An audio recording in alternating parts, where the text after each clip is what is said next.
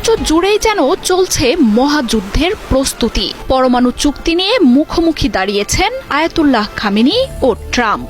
শনিবার ইরান যুক্তরাষ্ট্র বৈঠকে বসলেও তার আগেই নিজেদের চূড়ান্ত শক্তি প্রস্তুত করে রাখছে দেশ দুটি।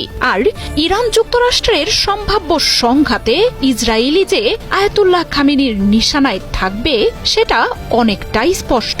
ইয়েমেন আগে থেকেই প্রস্তুত, আর লেবানন ইরাকের প্রতিরোধ যোদ্ধাদের গেল কয়েক দিনে ইরান থেকে ব্যালিস্টিক ক্রুজ মিসাইল পাঠানোর খবর উঠে এসেছে গোয়েন্দা তথ্যে। প্রতিরক্ষা বিশেষজ্ঞরা বলছেন, প্রতিরোধ দল আর মিসাইল দিয়ে ইসরায়েলকে ঘিরে ফেলছে ইরান।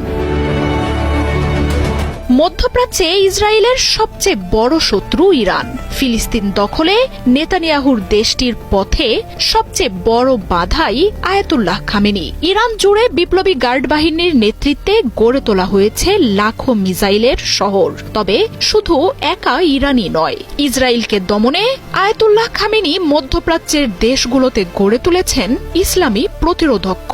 ইয়েমেন, সিরিয়া, ইরাক, ফিলিস্তিন জুড়ে থাকা লাখ লাখ সেনার এই অক্ষের নেতৃত্বে রয়েছেন আয়াতুল্লাহ খামেনি।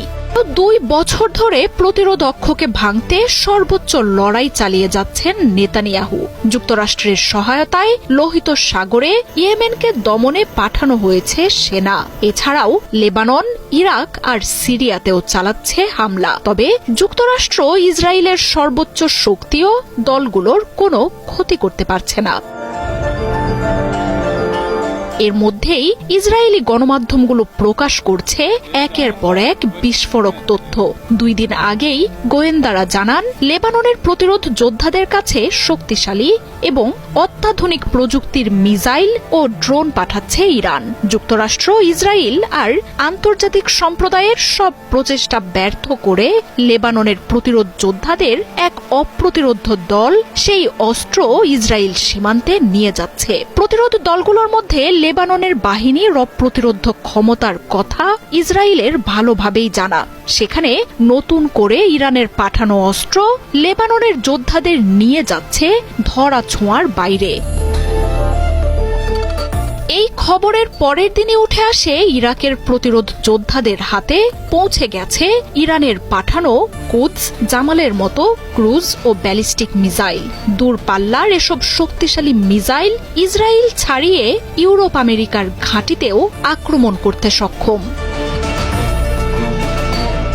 2 বছর ধরে গাজায় যুদ্ধ চালিয়ে গেলেও ফিলিস্তিনের প্রতিরোধ যোদ্ধারা যে এখনও ইসরায়েলের জন্য শক্তিশালী হুমকি, সেটাও জানিয়েছেন গোয়েন্দারা। গাজার 90% স্থাপনা ধ্বংস করে দিলেও প্রতিরোধ যোদ্ধাদের সুড়ঙ্গ নেটওয়ার্কের বেশিরভাগই রয়েছে অক্ষত। বড় ঝুঁকি রয়েছে ইয়েমেনের প্রতিরোধ যোদ্ধাদের নিয়েও। মার্কিন রণবহর আর যুদ্ধ বিমানের বহর তাদের অস্ত্র ভাণ্ডারের ধারে কাছেও পৌঁছাতে পারেনি বলে জানিয়েছে ইয়েমেনের প্রতিরোধ দলটি।